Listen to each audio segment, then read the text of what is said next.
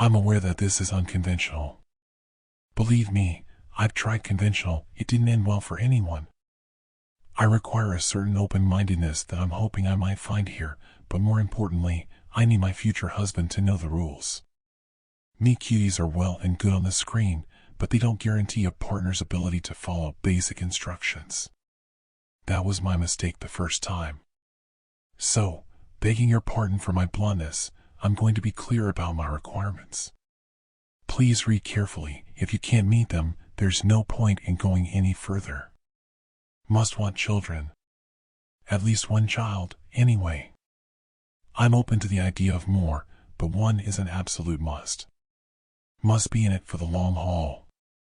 Until our child turns 18, to be precise. I understand that level of commitment is a daunting prospect, particularly when we have not yet met. After our child is born, you are welcome to ignore me, if you please, or take your pleasure elsewhere, though I will warn you that it might be difficult to come by. But you will live under my roof until our child is an adult. Homebody preferred. It will make the next 2 decades easier on you. Must have impeccable manners. I will provide a manual outlining the required etiquette, but you must at least have a grasp of basic courtesy to begin with.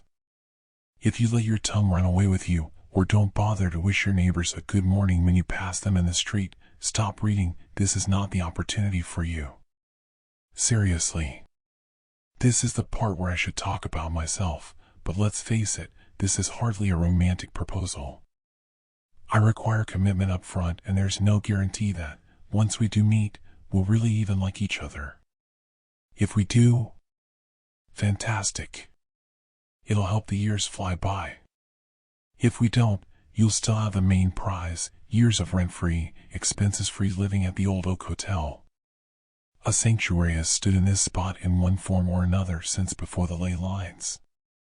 During its tenure, it has been flooded, put to the flame, and pounded into dust. Time and again, it has been reimagined and rebuilt. Most of the current building dates back to Victoria's reign, though the oldest parts were constructed in the 13th century. At the very bottom of the garden, cut into the surrounding hills, there is a cave bearing handprints of red ochre. There has always been an Edwards at the hotel, though of course we haven't always gone by that name. You would think a family so tied to one place would do a better job of keeping records, but no one is certain of our origins. Perhaps it was a cosmic bargain, or perhaps mere luck, whether good or bad, I have never been able to decide. Either way, our presence is required. Throughout our spotty past, there's a story here and there of an Edwards deserting their post, and it always coincides with a particularly brutal period of history. I inherited the position 5 years ago. At midnight on my 18th birthday, my parents took their already packed suitcases and left. I don't blame them for their abandonment. I intend to one day do the same thing to my, or hopefully, our child. They send me postcards and photos from time to time, always smiling on sunny beaches. Money isn't a concern for them. That's part of whatever mysterious deal our ancestors made. When a caretaker leaves in good standing, they will never want for anything again. They could travel the world for the rest of their lives, always sleeping in the softest sheets and dining in the finest restaurants, and never find their pockets empty. Keep this point in mind, for if you can meet my requirements, you will share my good fortune. And what must we do in return? I can all but hear you scream the question. Why, very little. The presence of an Edwards ensures that the guests can't stray from the hotel grounds. Most of our guests are live-in residents, but we do get the occasional walk-in. Where they come from, I don't know, for we are not visible to most people who stumble upon our lonely corner of the world. I've come to believe the hotel chooses to reveal itself when it's lacking entertainment or to fill a need. Jimmy, my first husband, was one such guest. For the most part, the guests are harmless. They'll give you a little fright from time to time, popping out from a wall or turning your bathwater into blood, but I find it hard to hold it against them. I've found 23 years here dreary. I can't imagine how bored I would be after 500.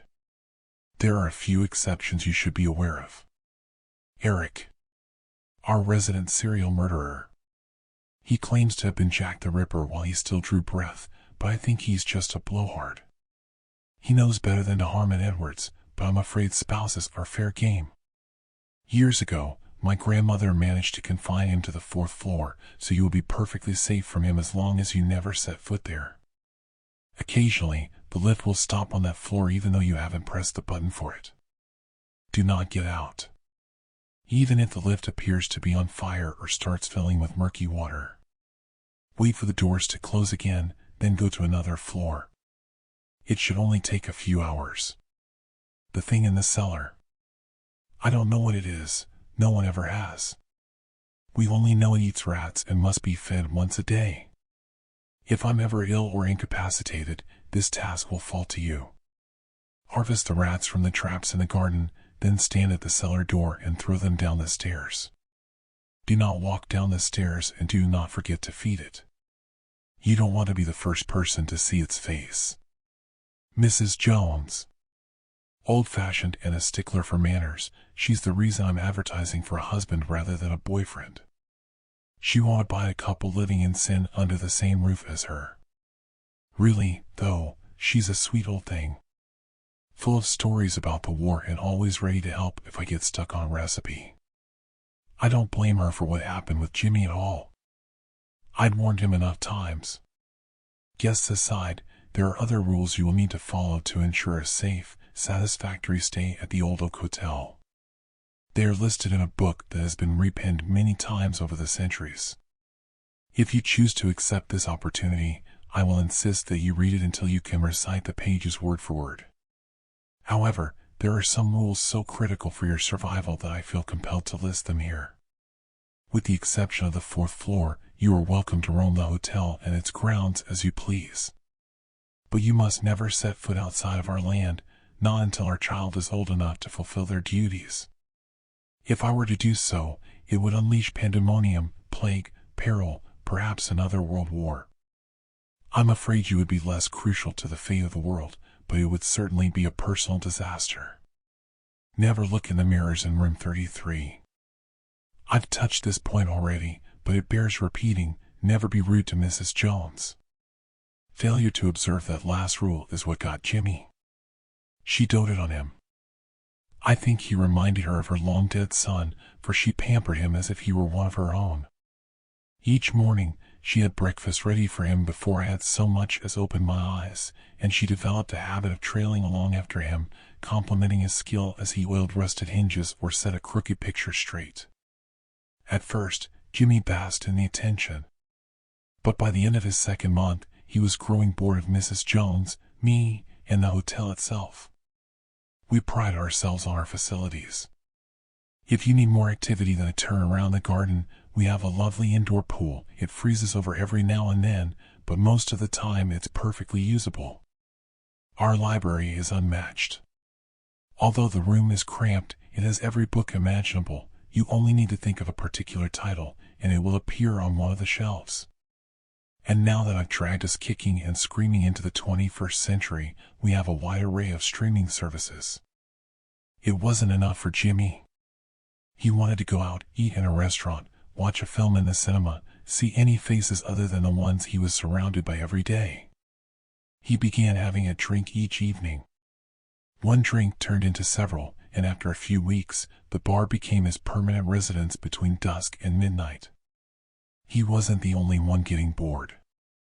I had been thrilled when he first arrived, ecstatic when he agreed to stay. How marvelous to feel real flesh beneath my fingers after 5 years of only the dead for company. What a relief to have some assistance in the many tasks required to keep the hotel running as it should. The more he drank, the less inclined he was to help, or even spend time in my company. He no longer visited my bed, choosing a room for himself on the opposite end of the floor. When our paths did cross, at best he would ignore me. At worst, he would nitpick or outright rail against me, blaming me for his captivity. Still, I made an effort to be present whenever he frequented the bar. As lovely as Mrs. Jones can be, she does have a tendency to nag. Before and after her death, she was close to teetotal, only consenting to take a single sherry at Christmas and drinking outside of special occasions is something of a bugbear of hers. "Think of your health, dear," she would tell Jimmy brusquely. "You'll miss it when it's gone. Or, how about we switch to a nice apple juice now? You've had quite enough to drink for one night." Most of the time, Jimmy managed to pull himself together enough to flash a charming smile and distract her with a compliment about her latest meal. But after one drink too many, I noticed him gritting his teeth and just barely managing to hold his tongue. It was better if I was present. Playing the doting wife, I insisted on pouring his drinks, watering them down out of his sight. When Mrs. Jones's nagging bordered on relentless, I could always distract her with a game of gin rummy. On his final day, I was running behind. The ghoul on the second floor, usually the least demanding of our guests, had come down with some dreadful illness, or else decided he wanted to inconvenience me. Either way, I had woken that morning to the foulest stench I had ever experienced. I followed it to his room and found every surface covered in putrid green blancmange, its consistency somewhere between mucus and vomit. All day I scrubbed, taking only brief breaks to step outside before I fainted.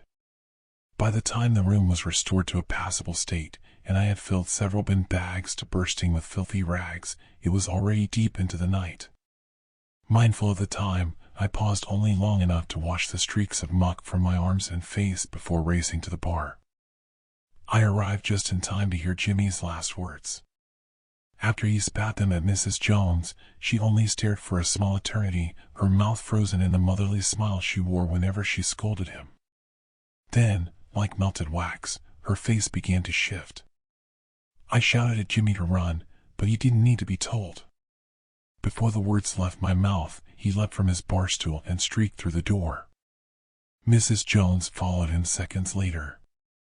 Her lips were already peeling back to reveal rows upon rows of long, wickedly sharp fangs, while claws sprouted from beneath her lace-edged cuffs.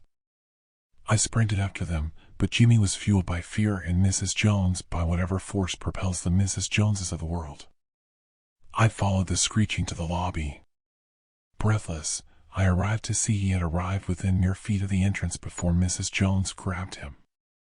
Claws wrapped around his throat, she lifted him into the air.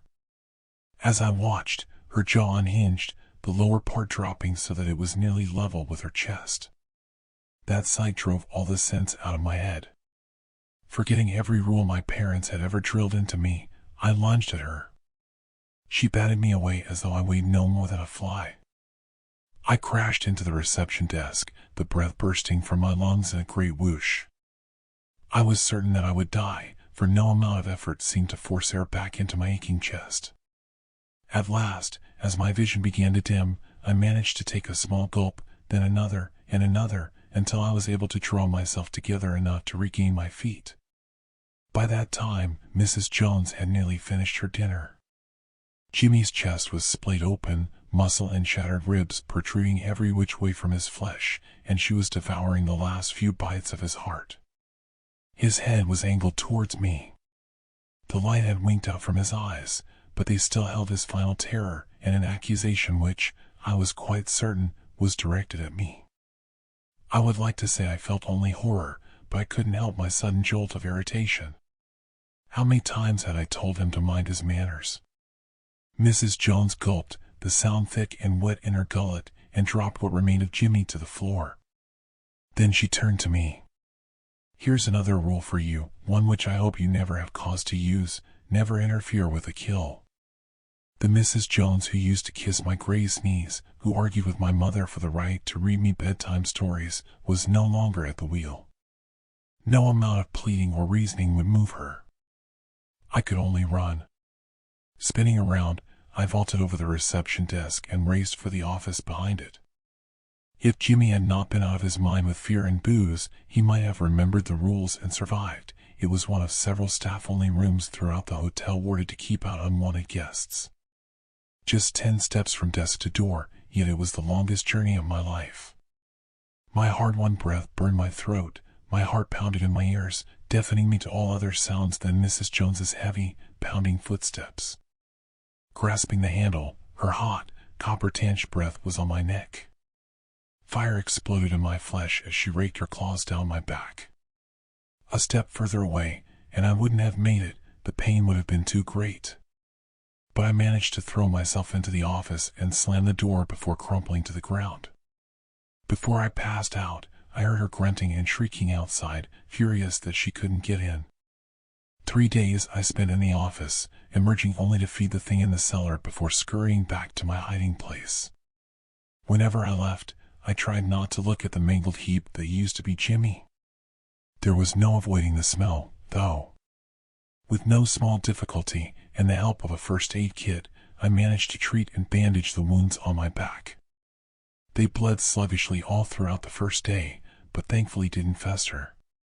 On the morning of the 4th day, there was a tentative knock on the door followed by the sound of rapidly retreating footsteps. I waited until they had disappeared down the corridor before cracking the door open. On the floor was a freshly baked Victoria sponge and a beautifully written note of apology. It took every ounce of courage I possessed, but that evening I forced myself to go to the dining room. Mrs. Jones was waiting for me, her eyes red-rimmed, a steaming cottage pie on the table. I tried not to flinch as she took my hand, reiterating the apology she had already delivered in writing. The next morning, she helped me clean Jimmy up. We treated each other cautiously for a while, but eventually we got back to playing gin rummy again. When the scars on my back twinge, as they sometimes do, she helps me rub a soothing ointment into them. Even though I've told her it's not necessary, she apologizes every time. So, you've heard my story and you have my proposal. If you think you could be the man for me, I invite you to visit. You will need to drink a cup of ram's blood, a pinch of nutmeg makes it a little more tolerable, and light a black candle before bedtime. When you next wake, you will find yourself at our gates. As travel arrangements go, it's hardly the Orient Express, but it beats the airfare. If you have read this without flinching, if you can stomach the journey to get here, if you walk up to our door and find the nerve to open it, I have one more instruction for you. Just as you enter, look to your right. You will see a deep brown stain on the lobby carpet. I've scrubbed and scrubbed, but it just won't come out. Perhaps that's for the best. It's a good reminder of what will happen to you should you call Mrs. Jones a nosy old bat. And when you run into Jimmy, as you will, for he still likes hanging around the bar in the evening, his silvery wounds glistening as though they had just been inflicted, don't let him convince you he was some sort of victim. He knew the rules. I won't disclose its actual location, so if that's why you're here, sorry to disappoint. It's not time for that yet. However, I do think it's time to start getting the word out. I've noticed an increase in what I'll call antennas lately, or people who can detect cross-planar phase shifts. Without getting into all the math, some of which I don't even know, this is basically a phenomenon which refers to entropy seeping into our universe from other realms or universes or whatever you want to call it. Simply put, people think our universe is a closed system to entropy, meaning that the disorder of any variable in our universe can only increase or decrease in direct proportion to other variables in that same system, the universe. Under this precept, we can establish rules like the laws of thermodynamics, and for most people, they're effective. But not for antennas.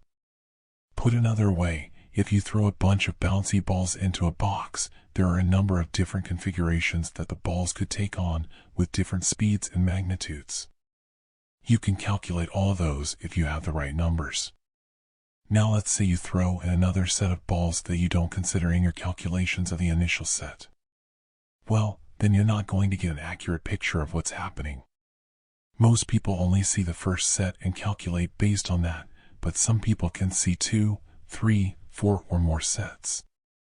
You'll understand the concept better when I tell you the story, but I wanted to give you a primer on an important concept that will help you understand why this place, which I'll call Area X, exists, and what the goals of the people who work there are. Also note that I'm going to be using the alias Trent moving forward. Please refer to me as such in any direct messages. 18 years ago I started working as an independent home inspector. I dropped out of community college after my first semester, not because I didn't find some of the subjects interesting, but because deference to a man or woman has never been my style, and started working some odd jobs. I did construction work for a couple years, then plumbing.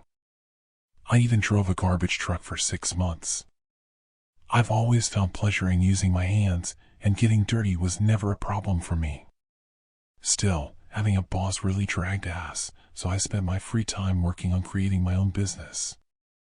It took a few years and lots of savings, but I finally managed to get a basic set of home inspection equipment, Tyvek coveralls, a cheap half-face respirator, voltage and AFCI/GFCI testers, CO2 and radon monitors, an IR camera, and telescoping mirrors in addition to the boots, safety glasses, electric gloves, ladder, and toolkits I already had on hand.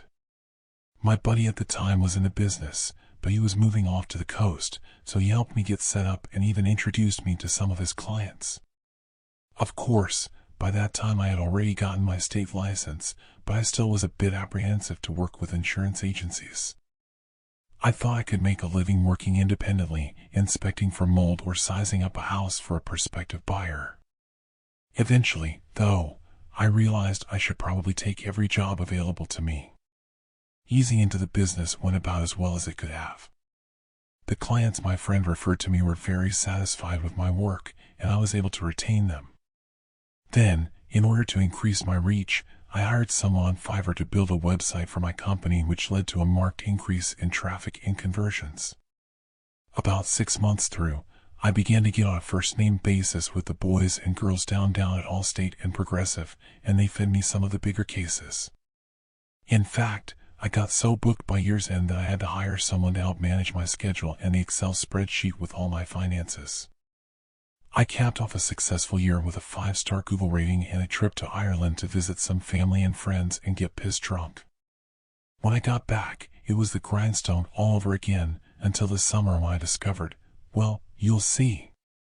First off, I want to say that I was never one to believe in the paranormal. I grew up watching the movies and hearing the ghost stories around the campfire like every other kid, but it never struck a chord with me. If I can't touch it or see it or hear it, does it really exist? Probably not. So don't go thinking this was a scared man seeing his own shadow. That being said, I had this sense that something was off about this house when I parked along the curb and looked through a large window, perhaps 2 times the size of my van, to a dingy, dark foyer. The entire neighborhood was stacked with upper-middle-class domiciles, though it seemed like only 2/3 of them were occupied, mostly by professionals who commuted to the city every weekday, and the rest were empty. As a man who understands real estate, to say this was strange would be an understatement. Still, I had no problem appraising the mini-mansion for a couple of newlyweds looking to enter the community. I did some research on the property ahead of time, and it seems that it was owned by a couple of old-timers who had gone off the grid some time ago. The water and electric bill were both unpaid dating back to 2004. It was June of '06 now. The bank had repoed the house, which only had about $100K left on it, and held it for a year and a half before putting it back on the market. I tried to find out more about the old couple who vanished, but there was nothing in the news. I stepped out of the van in my coveralls and grabbed my suitcase, which had my mask, gloves, and eye protection in it. I like to do a preliminary survey first, running an eye test on the exterior then interior before bringing out the big guns. That way I could identify the areas where I think there could be problems instead of running a metal detector over the whole damn ocean seaboard. I was about to do just that when the window caught my eye again. It felt uncharacteristic of me to be so occupied with this window, but I detoured to the front porch and peeked inside anyway.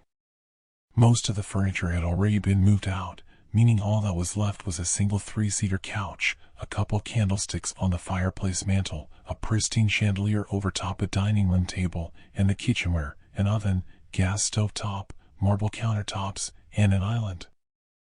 I could see into the living room very clearly with the afternoon light, but the dining room was dim enough that there were a few structures I couldn't quite make out in the distance.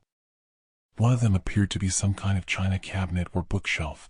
I figured it was the former considering where it was located. The other shadow looked kind of like a grandfather clock. Or at least that's what I thought until it moved.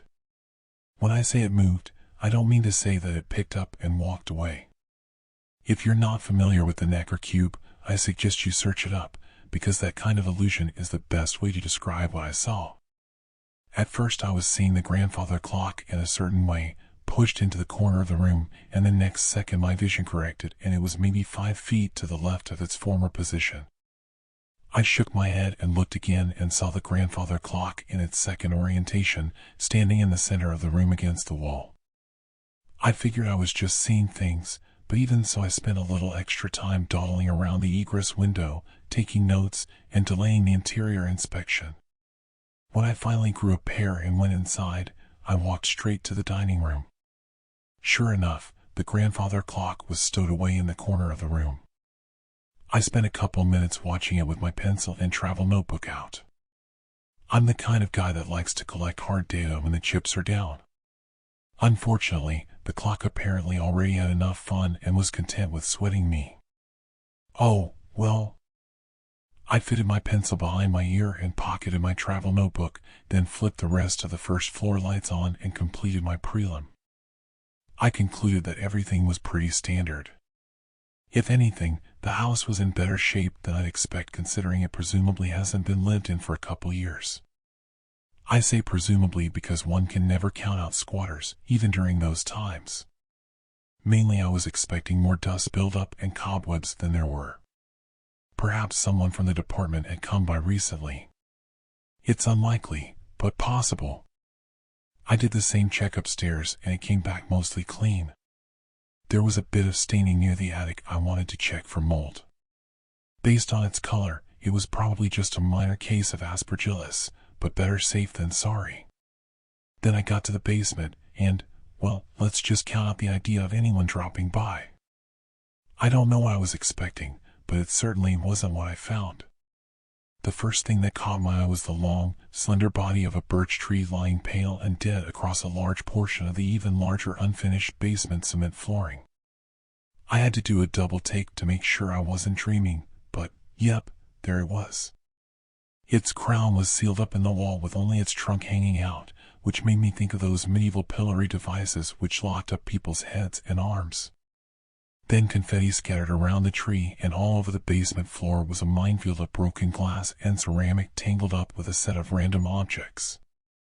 And when I say random, I mean random.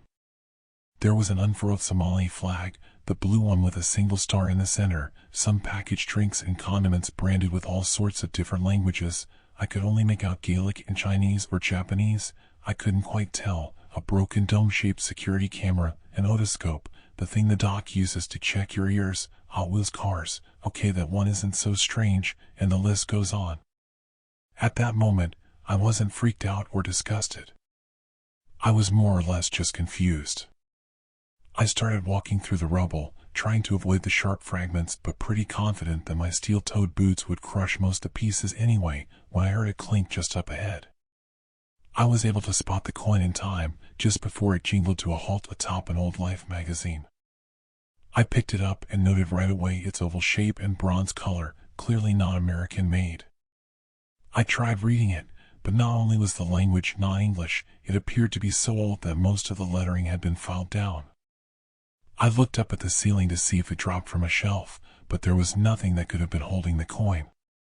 I considered for a moment, looking around at the other junk, and had the crazy idea that maybe all this stuff just appeared here. I popped the coin in my pocket and headed back to the van when I stopped by the tree and realized something. It wasn't a birch tree, it was a palm tree. I just didn't realize because of how ashy and decayed the bark was. Now at this point you might think I've been acting a little nonchalant for such a strange occurrence, and I don't blame you, but if you're gonna stick around with me that's just something you're gonna have to get used to. I guess I was just born with a screw loose, but I really don't scare easily, and I tend to look at everything pragmatically. If you dig deep enough, you'll always find another plausible explanation. That being said, I do want to get to the part about Area X, so let me give you the rundown on what I learned about this basement. I ended up trekking back to the van and picking up my gear. I was no longer running the routine inspection, obviously, but I figured I might as well throw $30,000 of scanning equipment at whatever the fuck anomaly existed in that basement. Most of it came back negative. There was a bit higher than usual EM interference as picked up on the voltmeters, but nothing that screamed danger close. Still, it was enough for me to set up my volt testers and IR camera while muddling through the rest of the junk. I won't bore you with another list of items, but I did find one thing of value, a diamond necklace. And not just any diamond necklace, it was one of those queen-wearing, multi-row, big jeweled necklaces like out of some historical fiction movie from the 30s. I almost didn't pocket it because I'm used to expensive items being owned by someone whom I wanted back. But I figured if there was ever a place the finders keepers rule applied, it was probably in this quantum graveyard. 7 o'clock rolled around and I hadn't eaten. I'm a pretty bulky guy, carrying my share of both muscle and fat, and most people think that means I need to eat a ton, but that's really not the case. Mostly I just get dehydrated easily, especially in the summer. That said, I was bordering on famished territory and considered heading out for a bite when I heard another sound. The first thing I did was check my scanners, and sure enough the voltage needle was fully spun to the right side of the dial. EM interference. Then I went to see what had dropped. I was able to pick the object out pretty quickly since I had spent the last 6 hours staring at the mosaic of a basement floor.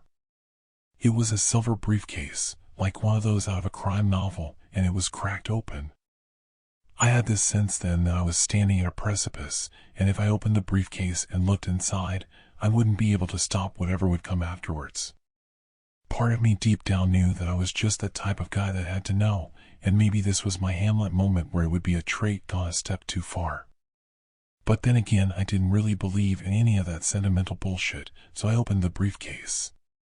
The gun surprised me a little, but not as much as the piece of paper laid atop a case file reading in large black font, "Find me." I expected the envelope to have some missing person file in it, but instead there were all these schematics and blueprints for some kind of device. Whatever it was pretty massive. Some of the lengths were hundreds of meters long. And what's more strange is based on the blueprint's locale, it appeared to be underground. I looked back through the pages a couple times, then checked the note, nothing strange there. The gun appeared to be a simple Glock. I was no gun expert, but I had been to the range pretty regularly with my construction buddies, so I got used to the feel of a pistol and rifle and some of the different names. However, I realized pretty quickly it wasn't your standard Glock when I couldn't find mag release. That's when I noticed how light the gun felt. I tried to chamber a round, but again, there was no hammer. What the hell kind of gun was this? I ended up throwing everything back in the briefcase, including the necklace, coin, and a few koozies I found that were branded with one of my favorite sports teams. Never let an opportunity go to waste. I put up all my shit back in the van and spun over to a local burger joint, got my fill, and went home. I made sure to draft an email to the prospective buyers, telling them the house had several patches of black mold and a bit of a rat problem before drifting off to sleep. Although I really didn't do much of that.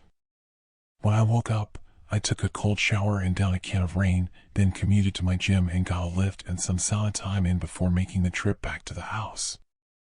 I brought some extra supplies with me for some experiments I cooked up while not sleeping the previous night. First, I had 2 camcorders set up on a couple tripods in either corner of the basement. I wanted clear footage of these mystery objects spawning in. Then I set up a voltmeter in a similar fashion, but I had a wire extending out of it on a circuit which fed to an alarm that would blare when the reading was over 250 volts.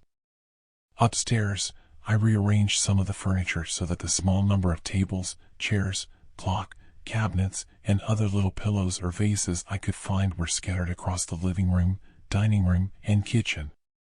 Then I pulled up a lawn chair to the front porch window and waited. I didn't have to wait long though. In about a minute, I started to notice some of the objects moving. It was strange. When a few of them would shift simultaneously, it was like looking at a holographic card that would change shape depending on where your eyes were in relation to the image. Every time I saw a shift, I felt an awkward feeling in my eyes. They went blurry for a fraction of a second, then there was a twinge of pain, as if my brain couldn't handle the contradictory stimulus. It didn't get more crazy than that though, until the alarm went off. I had cracked open the small rectangular window in the basement to the side of the house so I would hear it. It took 4 hours and several strange stares from passers-by walking their dogs before it rang, so I was a bit lost in my thoughts, but when I heard the beep I perked up fast. It lasted for maybe 5 seconds total, but what I saw was truly miraculous. The best way I can describe it is a pool of silver or gray or translucent light emerging in the foreground between me and the objects in the different rooms. A series of twisting tentacles sprouted from the gray octopus-like head and spun in a way that reminded me of that little kid's ride at the amusement parks. Then the objects started to heat up is the way I describe it. Their position became relative, meaning they were here 1 second, there another, then they popped out of existence entirely. Suddenly the rooms were all empty, then they were full of things I had never seen before. Then 5 seconds passed and the octopus vanished and it was back to the same old objects in their usual places. It took a few minutes to process what I saw, and even then I wasn't sure I really saw it. I went inside and looked around at my distribution of the house's furnishings. They were all there, intact. Then I went downstairs to check the cams.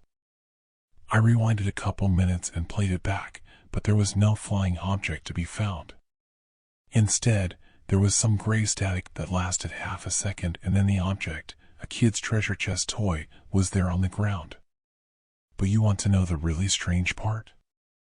I rewinded the tape again, and when I watched the footage back, the treasure chest was always there. I later came to understand that these poppings in and out of our reality are only conceivable to a conscious mind that can track the interference patterns, not rote computational instruments. In fact, even most people can't do it, although everyone has at least a slight awareness of it, even if only subconsciously. Plus, locations like the basement of this house are very rare and kept under tight lock. That became obvious to me 2 days later when, after my normal morning routine, I pulled up to a driveway and curbside filled with unmarked government vehicles. Either bravely or stupidly, I pulled up to a few officers. They were wearing suits in 85-degree weather, so I assumed, who were idling by the large fence of crime scene tape and asked them what the score was. "There was a crime," said the short man with the unibrow. "Oh, is that right? Damn shame. Someone break in? I have a niece who lives nearby, so." The man looked at his 2 compatriots, both of whom were wearing sunglasses and a "get this civilian fuck out of here" expressions. "Oh, yeah," he started in a reassuring tone that was so condescending it would have annoyed anyone except me. "We found a body. We think it was a homicide. Best to keep your kids away from here for a while." I thumbed the stubble on my chin, my other hand outstretched on the wheel, and considered moving on, but my mouth had other ideas. "That right? But isn't this house vacant? I mean, I don't remember no one living in it." The short man, now tall with temper, said, "Yeah, some squatters. We think there was a dispute over some drug money. Nothing for you to worry about though, we got it under control. Now if you wouldn't mind moving along, we have a lot of work to do." "Oh, I'm sure you do," I thought, but only said, "Of course, sir, sorry for keeping you from your job." Then I rolled up the window and cruised on, keeping my eyes on the house which slowly diminished in the side view mirror. Luckily, I had been smart enough to break down my camp and lug home all my equipment each night, so I didn't leave anything incriminating. I didn't move the furniture back, so maybe that would come back to haunt me, but considering the kind of shit going down in that house, I didn't think they would notice. For any of you wondering about the conclusion of the house story, I went back a couple weeks later after the suits had left and the tape was taken down and confirmed that not only was the basement entirely cleaned out, but it was no longer exhibiting any strange properties.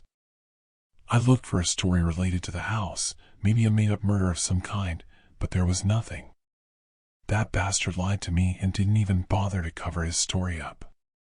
Now, in the aftermath of an event such as this, I really only had one of 2 options. I could forget it, move on, continue living life. The necklace was surely worth a fortune. I could sell it and have enough to retire, or at least hire enough people and expand my business large enough to retire within 10 or so years. Or I could take all that money and invest it in my own PI business with only a single objective, finding out what those people knew and why they were hiding it. I think you know me well enough by now to guess which line of reasoning appealed more to me. For the sake of brevity, I'm going to omit most of my encounters along the journey to discovering Area X. There's a lot to tell, and if it appeals to you, perhaps I'd be willing to share at a later date, but for now I want to get this part of the story, the more proximal part, out in the open. 3 years ago, I discovered the source of what I'll call the receiver. This is the device that was schematized in the documents that I found in the briefcase. What it does is a complex answer, and how it does it is pretty much all speculation, but here's what I've been able to find out. This universe we live in is a node in a network of many other spaces. These spaces exist in higher dimensions that we cannot directly perceive, but using a conceivable analogy, just think about a flower with petals. The petals are these other dimensions which bleed into our world, which is at the center.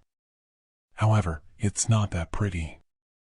We see the physical world through the lens of space-time, sizes, speeds, etc. These other dimensions don't necessarily have space or time.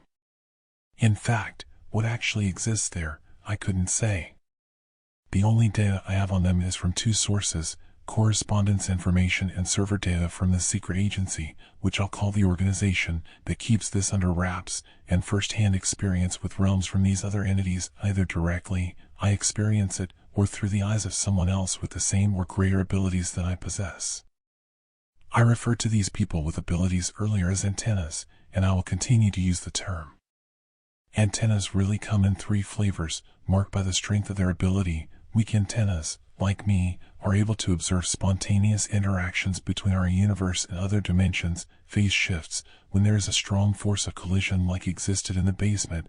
Moderate antennas may see phase shifts occur at any point, and they usually are able to retain memories from across the different transformations. Strong antennas, and I don't know if they exist yet, but they are able to consciously interact with these other realms and cause phase shifts to occur. I mentioned that moderate antennas are able to retain memories from before and after a phase shift. Technically, all antennas have this ability, but it's about degree. I can recall only very specific instances and without much detail. Moderates are usually able to pick out much more nuanced minutiae.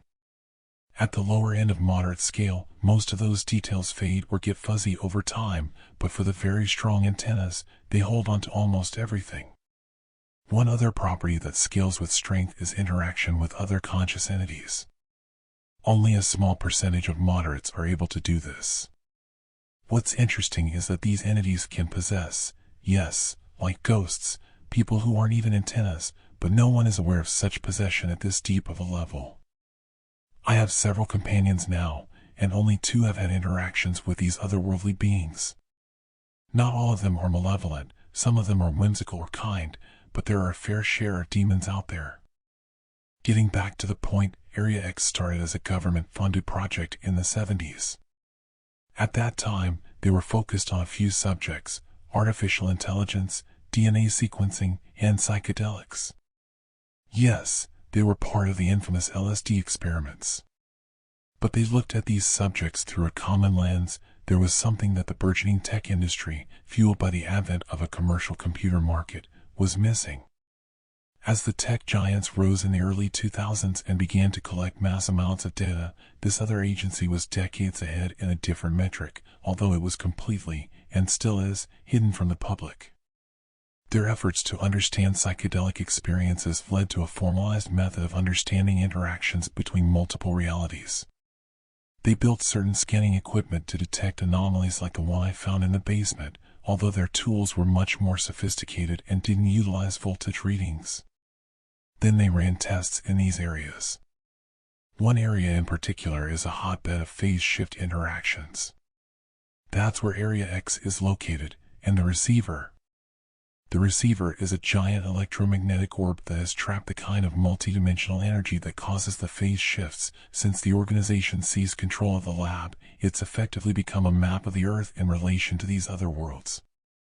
For the past 20 or so years, the organization has been studying this map, using the data big tech companies have collected to essentially develop a Rosetta Stone for interpreting the meaning of the fluctuations in their scanning equipment.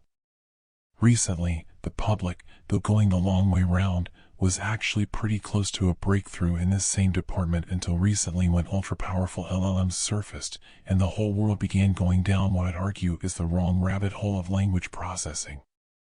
But I digress. Area X is essentially a private military base built for defending the most impactful piece of technology ever invented. With the receiver, the organization now has the power to essentially predict any and all future outcomes. The only thing holding them back is the limitations of their own scanning equipment, which will get better with time. To put it into perspective, the organization has access to a kind of data allocation tool which in one day can produce over 10,000 times that the big data companies combined would be able to filter through in the next decade. You might think, then, that the problem is merely asymmetric power, and that is certainly a concern, but it isn't the main concern. The main issue is that this organization is actively recruiting and kidnapping antennas from around the world in an effort to find or make one of them into a strong antenna. In other words, they want a subject who is able not only to see the future, but to manipulate it at will. Balance to the world. I've been working on amassing resources, capital, and building my own team, and now I'm ready. You might ask why I'm posting this here. Wouldn't it be better to keep all this secret? Well, yes, it would be. But that's the problem. Nothing is secret anymore. They know about me and the others, and if I don't make a move, they will. In a way, this is a letter directly to the organization that I know, and I'm coming. In a different way, I wanted to release this information to the public. There are lots of people out there waking up and realizing that the world they experience is not the one others experience. If you think you might be an antenna, don't be afraid, you have a special gift that can be controlled. If you want more details on how to control it, or if you're interested in my mission, don't be afraid to reach out. This hasn't always been my life's work, but it is now. Every night, since I was very young, I've heard a light tapping on my window. Just hard enough to wake me up, but it never took much for me to wake up. I've always been a pretty restless sleeper. Every night I would fall asleep, and every night around 12:30 I would wake up to the tapping. Tap. Tap. Tap. I would wake up, slowly turn to the window, then nothing. Complete and deafening silence. I never saw anything while I looked over to the window. Just darkness. Occasionally, I would attempt to ignore the tapping, but every time I tried that, the tapping would become more frequent and louder. If I wanted any sleep, I had to look. So I would slowly turn, look at my window, and the tapping would stop. Whenever I tried to talk to my mom about it, she would always chalk it up to a tree branch tapping my window at night. The tree was never really close enough to my window to hit it unless there was a particularly strong wind or maybe a storm. I used to sleep over at my friend, Corbin S., house nearly every weekend. We hung out almost every day when we were in first grade. He was my best friend. Every day we were at each other's house, playing in the seemingly never-ending woods that surrounded our houses. Corbin only lived about a 5-minute walk away from my house, so it was always very easy to see each other. The first time I slept over at Corbin's house, he said he never heard any tapping on his window, and there were no trees nearby. However, every time I slept over at his house, both he and I would hear the taps on his window. Tap. Tap. Tap. Both of us woke up, looked at each other, and then at the window, and the tapping would stop. We brought it up to Corbin's parents as well, and they both said that it was just the house settling. That made sense because Corbin lived in a 150-year-old farmhouse, so little creaks and taps weren't super uncommon, but the sound of something tapping on a window was very strange to me. I now know that the tapping was neither a tree nor was it the old house settling. One day, when Corbin and I were sleeping over at my house, we decided that we were going to set a camera outside in an attempt to see what branch was hitting my window. We begged and begged my mom to buy us a camera, and she finally gave in. She took us to Walmart and bought us the cheapest camera that could record video that she could find. We brought it home and she helped us set it up and put it up in the tree facing my window. Despite our excitement, we understood that we needed to leave it be to not scare away anything that we might see. After eating our normal meal of Dino nuggets and baked French fries drowned in an obscene amount of ketchup, we went upstairs and went to bed. We were feeling as if we were trying to catch Santa Claus on Christmas Eve. As always, later that night we heard the tapping.